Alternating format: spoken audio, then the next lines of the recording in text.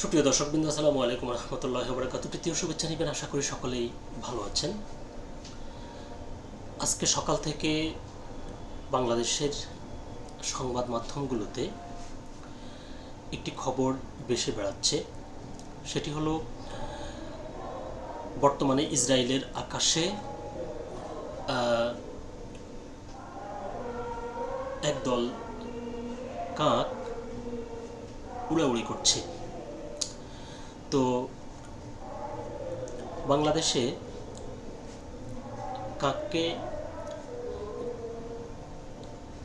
অশুভ ইঙ্গিত বলে ধরে নেওয়া হয়। সেই ভাবনা থেকে শুধু বাংলাদেশে না, সারা বিশ্বে কাক একটি অশুভ কিছুর ইঙ্গিত বহন করে, এরকম ধারণা রয়েছে। তো সেই ধারণার প্রেক্ষিতে অনেকেই ভাবছে যে ইসরায়েলে মহাপ্রলয়ঙ্কারী কিছু ঘটতে যাচ্ছে, যার আগাম ইঙ্গিত কাকের মাধ্যমে দেওয়া হচ্ছে। তো আসলে বিষয়টি কতটুকু সত্যি কিংবা বাস্তবতাটা কি, এ নিয়ে দৈনিক ইত্তেফাক পত্রিকায় একটি প্রতিবেদন প্রকাশিত হয়েছে। চলুন সেই প্রতিবেদনটি পড়ে নেই, সেখান থেকে জানতে পারবেন যে আসলে বিষয়টি কি। এটি কি আসলেই অশুভ কোনো ইঙ্গিত নাকি একটি স্বাভাবিক ঘটনা। খবরটির শিরোনাম করা হয়েছে, তেল আবিবের আকাশে উঠছে হাজার হাজার কাক, মহাপ্রলয়ের ইঙ্গিত ভাবনায় আতঙ্কে ইসরায়েলিরা। খবরটি বিস্তারিত বলছে যে ইসরায়েল ও ইরানের মধ্যে যখন যুদ্ধ পরিস্থিতি চরমে, ঠিক সেই মুহূর্তে তেল আবিবের আকাশে এমন অস্বাভাবিক দৃশ্যকে অনেকেই অশুভ লক্ষণ বা প্রলয়ের সংকেত হিসেবে দেখছেন। নেটিজেনদের একাংশ মনে করছেন এটি কোনো আসন্ন বড় বিপর্যয়েরই ইঙ্গিত। এক্স প্ল্যাটফর্মে জনৈক ব্যবহারকারী লিখেছেন, ইতিহাস বলে বড় কোনো বিপর্যয়ের ঠিক আগেই প্রকৃতি এভাবে সংকেত দেয়। শুধু সাধারণ মানুষই নন, ধর্মীয় তাত্ত্বিকরাও এই ঘটনার ব্যাখ্যা খুঁজছেন প্রাচীন ধর্মগ্রন্থে।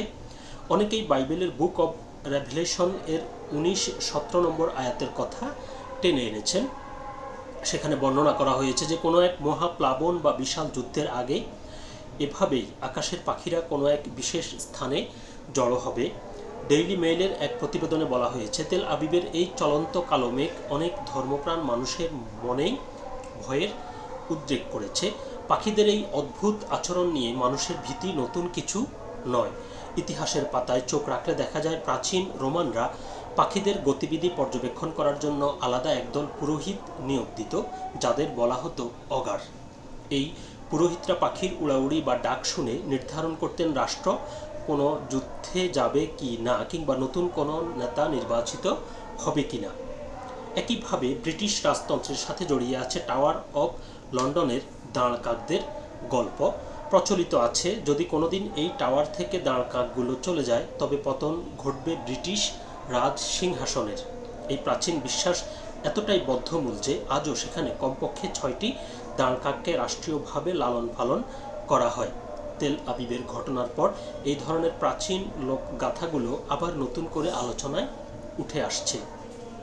তবে সাধারণ মানুষের মনে অলৌকিক বা অশুভ ভীতি কাজ করলেও পাখি বিশেষজ্ঞরা একে সম্পূর্ণ প্রাকৃতিক এবং রুটিন মাফিক ঘটনা হিসেবে ব্যাখ্যা করেছেন।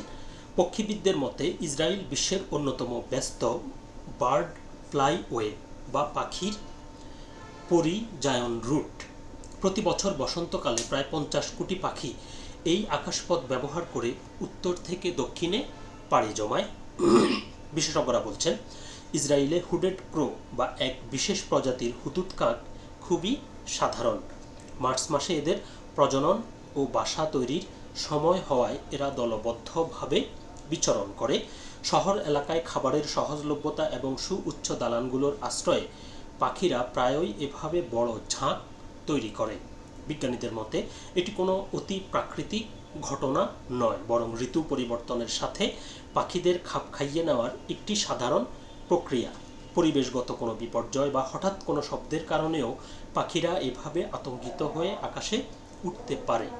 বিজ্ঞানীরা প্রাকৃতিক ব্যাখ্যা দিলেও সাধারণ মানুষের মন থেকে ভয় দূর হচ্ছে না। এর পেছনে কাজ করছে বর্তমান ভূ রাজনৈতিক অস্থিরতা। মধ্যপ্রাচ্যে যখন যুদ্ধের দামামা বাজছে, ঠিক তখনই মার্কিন প্রেসিডেন্ট ডোনাল্ড ট্রাম্প 82তম এয়ারবর্ন ডিভিশনের 1000-এরও বেশি সৈন্য মোতায়েনের অনুমোদন দিয়েছেন। ইরান ও ইসরায়েলের পাল্টাপাল্টি হামলায় ইতোমধ্যে 2000-এর বেশি মানুষের প্রাণহানি ঘটেছে। এই চরম উত্তেজনাকর পরিস্থিতিতে কারণেই মানুষ আকাশের সাধারণ পাখির ঝাঁককে রণডঙ্কা হিসেবে কল্পনা করছে। তো পুরো প্রতিবেদনটি আপনারা শুনলেন যে এটিকে বিভিন্ন সংবাদ মাধ্যম যে শুধুমাত্র অলৌকিক কিছু ঘটতে যাচ্ছে বা মানুষের মধ্যে এক ধরনের ভীতি ছড়িয়ে দিচ্ছে, তো এটি আসলে বিষয়টা ওই রকম না হওয়ার সম্ভাবনাই বেশি, যেহেতু বলছে যে ইসরায়েল বিশ্বের অন্যতম পাখিদের, অর্থাৎ পাখিরা নিরাপদে ওই স্থানগুলো দিয়ে এক জায়গা থেকে অন্য জায়গায় গমনাগমন করে। তো এই প্রতিবেদনে সঠিক খবরটি উঠে এসেছে। এখন সাধারণ দর্শক হিসেবে আমরা কোনটি বিশ্বাস করব সেটি হচ্ছে সম্পূর্ণ আমাদের সবার বিষয়। তো সকলে ভালো থাকবেন, সুস্থ থাকবেন। আল্লাহ হাফেজ।